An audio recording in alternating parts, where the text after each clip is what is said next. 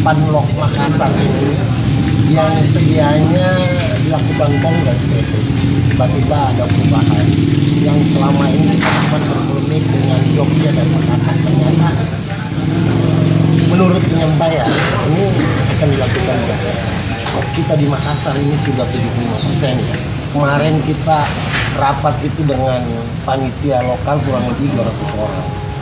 Itu keinginan sampai kenapa kita bisa merekrut banyak orang sampai 200 karena animo masyarakat Sulawesi Selatan khususnya di Makassar saking cintanya bahwa kongres itu dilaksanakan di Makassar. Dengan adanya perubahan ini kami sangat menyayangkan pemerintah. Pemerintah dalam hal ini sangat jauh mengintervensi keberadaan PSSI. PSSI itu punya rumah tangga sendiri. Kalau semua kegiatan pemerintah tercampur dalam arti kata mengurusi rumah tangganya orang, ini pasti negara ini akan kacau.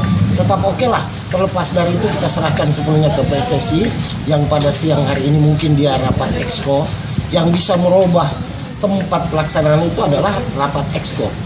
Ya, karena ditunjuknya Makassar sebagai pelaksana kongres melalui rapat exco. Nah, olehnya itu saya sangat berharap PSSI pusat untuk tetap mengambil sikap bahwa Makassar sebagai pelaksana kongres.